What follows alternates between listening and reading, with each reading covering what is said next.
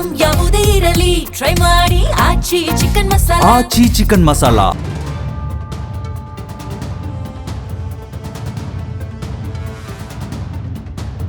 NDA ಮತ್ತು INDIA ಮೈತ್ರಿಕೂಟ EVM ಕುರಿತಂತೆ ಆಗಾಗ ಆರೋಪ ಪ್ರತ್ಯಾರೋಪಗಳನ್ನು ಮಾಡ್ತಾನೆ ಬಂದಿವೆ. ಹಾಗಾದ್ರೆ ಇವಿಎಂ ಅಂದ್ರೆ ಏನು? ಇವಿಎಂ ಅಂದ್ರೆ ಎಲೆಕ್ಟ್ರಾನಿಕ್ ಮತಯಂತ್ರ. ಇದು ಭಾರತದಲ್ಲಿ ಚುನಾವಣೆಗಳ ಸಮಯದಲ್ಲಿ ಮತದಾರರು ತಮ್ಮ ಇಷ್ಟದ ಅಭ್ಯರ್ಥಿಗೆ ಮತ ಚಲಾಯಿಸಲು ಮತ್ತು ಆ ಮತಗಳನ್ನು ವಿದ್ಯುನ್ಮಾನವಾಗಿ ದಾಖಲಿಸಲು ಬಳಸುವ ಒಂದು ಯಂತ್ರ. ಬ್ಯಾಲೆಟಿಂಗ್ ಯೂನಿಟ್ ಮತದಾರರು ಅಭ್ಯರ್ಥಿಯ ಹೆಸರು ಮತ್ತು ಪಕ್ಷದ ಚಿಹ್ನೆಯ ಪಕ್ಕದಲ್ಲಿರುವ ನೀಲಿ ಬಟನ್ ಒತ್ತುವ ಮೂಲಕ ತಮ್ಮ ಮತವನ್ನ ಚಲಾಯಿಸುವ ಒಂದು ಭಾಗ. ಕಂಟ್ರೋಲ್ ಯೂನಿಟ್ ಈ ಭಾಗ ಮತಗಟ್ಟೆ ಅಧಿಕಾರಿಯ ಬಳಿ ಇರುತ್ತೆ. ಇದು ಬ್ಯಾಲೆಟಿಂಗ್ ಯೂನಿಟ್ನ ಕಾರ್ಯವನ್ನ ನಿಯಂತ್ರಿಸುತ್ತೆ ಮತ್ತು ಮತಗಳನ್ನ ಸುರಕ್ಷಿತವಾಗಿ ದಾಖಲಿಸುತ್ತೆ. ವಿವಿಪ್ಯಾಟ್ ಇವಿಎಂಗೆ ಜೋಡಿಸಲಾದ ಹೆಚ್ಚುವರಿ ಸಾಧನವಾಗಿದ್ದು, ಮತದಾರರು ತಾವು ಯಾರಿಗೆ ಮತ ಹಾಕಿದ್ದಾರೆ ಎಂಬುದನ್ನ ಮುದ್ರಿತ ಕಾಗದದ ಚೀಟಿಯಲ್ಲಿ ಪಾರದರ್ಶಕ ಗಾಜಿನ ಮೂಲಕ ಕೆಲವು ಸೆಕೆಂಡುಗಳ ಕಾಲ ನೋಡಲು ಅನುವು ಮಾಡಿಕೊಡುತ್ತೆ. ಇದು ಯಾವುದೇ ಇಂಟರ್ನೆಟ್ ಮತ್ತು ವೈಫೈ ಸಂಪರ್ಕ ಇಲ್ಲದೆ ನೇರವಾಗಿ ಬ್ಯಾಟರಿ ಮೂಲಕ ಕೆಲಸ ಮಾಡುವ ಪ್ರತ್ಯೇಕ ಯಂತ್ರವಾಗಿದೆ.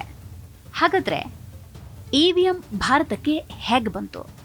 ಸ್ವಾತಂತ್ರ್ಯದ ಬಳಿಕ ಹಲವು ದಶಕಗಳವರೆಗೆ ಭಾರತದಲ್ಲಿ ಚುನಾವಣೆಗಳು ನಡೀತಾ ಇದ್ದದ್ದು ಬ್ಯಾಲೆಟ್ ಪೇಪರ್ ಮುಖೇನ.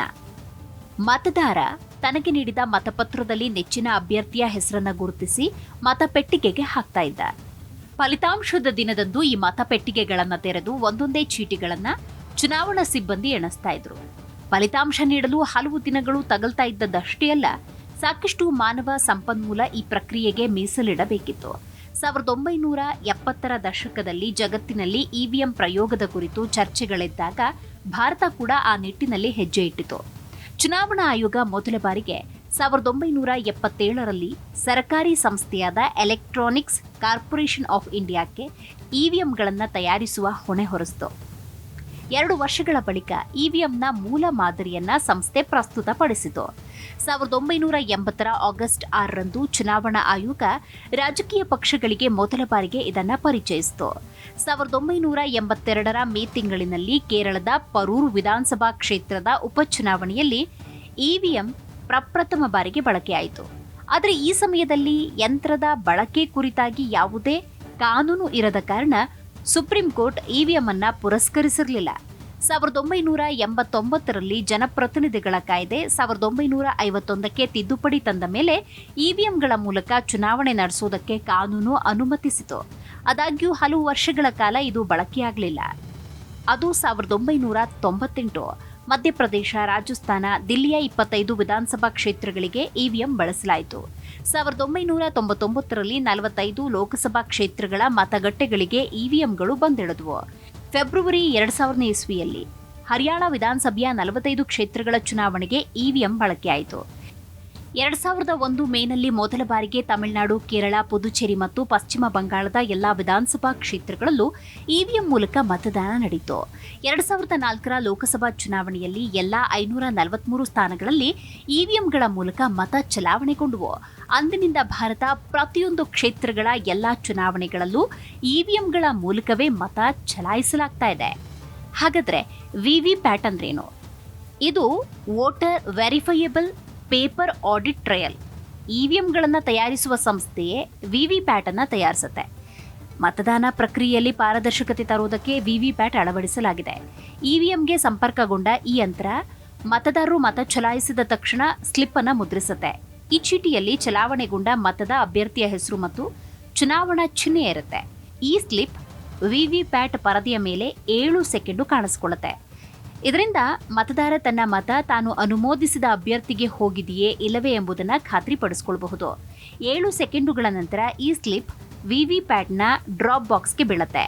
ವಿವಿಪ್ಯಾಟ್ ಯಂತ್ರಗಳನ್ನು ಮೊದಲು 2013ರ ನಾಗಾಲ್ಯಾಂಡ್ ವಿಧಾನಸಭಾ ಚುನಾವಣೆಯಲ್ಲಿ ಬಳಸಲಾಯಿತು. ಬಳಿಕ 2014ರ ಲೋಕಸಭಾ ಚುನಾವಣೆಯಲ್ಲಿ ಕೆಲವು ಸ್ಥಾನಗಳಲ್ಲಿ ಯಂತ್ರದ ಪರಿಚಯವಾಯಿತು. 2019ರ ಲೋಕಸಭಾ ಚುನಾವಣೆಯಲ್ಲಿ ಮೊದಲ ಬಾರಿಗೆ ದೇಶದಾದ್ಯಂತ ವಿವಿಪ್ಯಾಟ್ ಬಳಸಲಾಯಿತು. ಈ ಚುನಾವಣೆಯಲ್ಲಿ ಬಳಕೆಯಾದ ಒಟ್ಟು ವಿವಿಪ್ಯಾಟ್ ಯಂತ್ರಗಳು 17.3 ಲಕ್ಷಕ್ಕೂ ಅಧಿಕ. ಮುಕ್ತ ಮತ್ತು ನ್ಯಾಯಸಮ್ಮತ ಚುನಾವಣೆಗೆ ಇವಿಎಂ ಮತಗಳು ಮತ್ತು ವಿವಿಪ್ಯಾಟ್ ಸ್ಲಿಪ್ಗಳನ್ನು ಕ್ರಾಸ್ ವೆರಿಫೈ ಮಾಡಬೇಕು ಎಂದು ಎಡಿಆರ್ ತನ್ನ ಅರ್ಜಿಯಲ್ಲಿ ಹೇಳಿದೆ.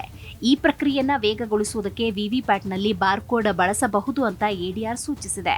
ಅಷ್ಟಕ್ಕೂ ಇವಿಎಂ ಮತ್ತು ವಿವಿಪ್ಯಾಟ್ ಸ್ಲಿಪ್ಗಳಲ್ಲಿ ದಾಖಲಾದ ಮತಗಳ ಹೊಂದಾಣಿಕೆ ಕುರಿತು ಸುಪ್ರೀಂ ಕೋರ್ಟ್ನಲ್ಲಿ ಅರ್ಜಿ ಸಲ್ಲಿಕೆಯಾಗಿರುವುದು ಇದೇ ಮೊದಲಲ್ಲ.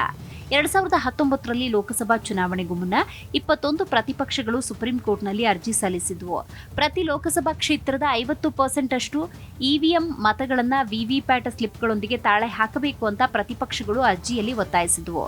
ಪ್ರತಿ ಲೋಕಸಭೆಯ 50% ಇವಿಎಂ ಮತಗಳನ್ನು ವಿವಿಪ್ಯಾಟ್ನೊಂದಿಗೆ ತಾಳೆ ಹಾಕ್ತಾ ಕುಳಿತರೆ ಫಲಿತಾಂಶ ಬರಲು ಕನಿಷ್ಠ 5 ದಿನಗಳಾದರೂ ಬೇಕಾದೀತು ಎಂದು ಚುನಾವಣಾ ಆಯೋಗ ಸುಪ್ರೀಂ ಕೋರ್ಟ್ಗೆ ಮನವರಿಕೆ ಮಾಡಿತ್ತು. 2019ರ ಏಪ್ರಿಲ್ 8ರಂದು ಸುಪ್ರೀಂ ಕೋರ್ಟ್ ಈ ಬಗ್ಗೆ ತೀರ್ಪು ನೀಡಿ ಪ್ರತಿ ಲೋಕಸಭೆಯ 5 ಇವಿಎಂ ಮತ್ತು ವಿವಿಪ್ಯಾಟ್ಗಳಲ್ಲಿ ಚಲಾವಣೆಯಾದ ಮತಗಳನ್ನು ಎಣಿಸಲು ಅನುಮತಿಸಿತು. ಭಾರತದಲ್ಲಿ ಮತದಾನದ ವೇಳೆ ಬಳಸುವ ಯಂತ್ರಗಳಲ್ಲಿ 3 ಅಂಶಗಳಿವೆ: ನಿಯಂತ್ರಣ ಘಟಕ, ಬ್ಯಾಲೆಟ್ ಯೂನಿಟ್, ವಿವಿಪ್ಯಾಟ್. ಈ 3ರ ಬೆಲೆಯನ್ನ ಕೇಂದ್ರ ಸರ್ಕಾರದ ದರ ಸಂಧಾನ ಸಮಿತಿ ನಿರ್ಧರಿಸುತ್ತೆ. ಚುನಾವಣಾ ಆಯೋಗದ ಪ್ರಕಾರ ಬ್ಯಾಲೆಟ್ ಯೂನಿಟ್ ಬೆಲೆ $7,991, ಕಂಟ್ರೋಲ್ ಯೂನಿಟ್ ಬೆಲೆ $9,812, ವಿವಿಪ್ಯಾಟ್ ವೆಚ್ಚ $16,132. ಹಾಗಾದ್ರೆ ಭಾರತದಲ್ಲಿ ಮತಗಳ ಎಣಿಕೆ ಹೇಗೆ? ಇವಿಎಂ ಮತಗಳನ್ನು ವಿವಿಧ ಸುತ್ತುಗಳಲ್ಲಿ ಎಣಿಸಲಾಗುತ್ತೆ. ಪ್ರತಿ ಸುತ್ತಿನಲ್ಲಿ 14 ಇವಿಎಂಗಳ ಮತ ಎಣಿಕೆ ನಡೆಯುತ್ತೆ. ಪ್ರತಿ ಸುತ್ತಿನ ನಂತರ ಫಾರ್ಮ್ 17C ಅನ್ನ ಏಜೆಂಟರಿಂದ ಸಹಿ ಹಾಕಿಸಿಕೊಂಡ ಬಳಿಕ ರಿಟರ್ನಿಂಗ್ ಆಫೀಸರ್ಗೆ ಸಲ್ಲಿಸಲಾಗುತ್ತೆ. ಮತ ಎಣಿಕೆ ಸಭಾಂಗಣದಲ್ಲಿ ಕಪ್ಪು ಫಲಕ ಇದ್ದು ಪ್ರತಿ ಸುತ್ತಿನ ನಂತರ ಪ್ರತಿ ಅಭ್ಯರ್ಥಿ ಪಡೆದ ಮತಗಳ ಸಂಖ್ಯೆಯನ್ನು ಬರೆಯಲಾಗುತ್ತೆ. ನಂತರ ಧ್ವನಿವರ್ಧಕದ ಮೂಲಕ ಘೋಷಣೆ ಮಾಡಲಾಗುತ್ತೆ. ಅತಿ ಹೆಚ್ಚು ಮತ ಪಡೆದ ಅಭ್ಯರ್ಥಿಗಳನ್ನ ವಿಜಯಿ ಅಂತ ಘೋಷಿಸಲಾಗುತ್ತೆ. ಇನ್ನು ಜಗತ್ತಿನ 24ಕ್ಕೂ ಹೆಚ್ಚು ರಾಷ್ಟ್ರಗಳಲ್ಲಿ ಇವಿಎಂ ಬಳಕೆ ಆಗ್ತಾ ಇದೆ. Bharat, Brazil, Bhutan, Venezuela, Estonia, UAE, Jordan, Maldives, Namibia, Egypt, Nepal ಹೀಗೆ ಕೆಲವು ರಾಷ್ಟ್ರಗಳು ತಮ್ಮ ನಿರ್ದಿಷ್ಟ ಭಾಗಗಳಲ್ಲಿ ಅಥವಾ ಕಡಿಮೆ ಮಹತ್ವದ ಸಣ್ಣ ಚುನಾವಣೆಗಳಿಗಷ್ಟೇ ಇವಿಎಂ ಅನ್ನು ಬಳಸ್ತವೆ. ಅವುಗಳಲ್ಲಿ Belgium, France, America, Canada, Mexico, Peru, Argentina, Japan. ಇನ್ನು ಇದೇ ಇವಿಎಂ ಅನ್ನ ಟ್ರಯಲ್ ನಡೆಸ್ತಾ ಇರುವ ರಾಷ್ಟ್ರಗಳ ಬಗ್ಗೆ ನೋಡೋದಾದ್ರೆ Russia, Mongolia, Bangladesh, Indonesia, Ecuador. ಇನ್ನು ಭಾರತ ತಯಾರಿಸಿದ ಇವಿಎಂ ಯಂತ್ರಗಳನ್ನು ಬಳಸ್ತಾ ಇರುವ ರಾಷ್ಟ್ರಗಳು ಯಾವುದು ನೋಡೋದಾದ್ರೆ Jordan, Maldives, Namibia, Egypt, Bhutan ಮತ್ತು ನೇಪಾಳ. ಪ್ರಯೋಗ ನಡೆಸಿಯೂ ಇವಿಎಂ ಅನ್ನ ಒಪ್ಪಿಕೊಳ್ಳದ ದೇಶಗಳು ನೋಡೋದಾದ್ರೆ Philippines, Australia, Costa Rica, Guatemala, Kazakhstan, Norway ಮತ್ತು ಇಂಗ್ಲೆಂಡ್.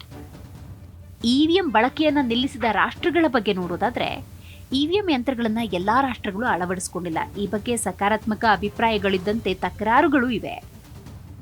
ಇವಿಎಂ ಬಳಕೆ ನಿಲ್ಲಿಸಿದ ಮೊದಲ ರಾಷ್ಟ್ರ ನೆದರ್ಲ್ಯಾಂಡ್ಸ್. ಅದು 2006ರಲ್ಲಿ.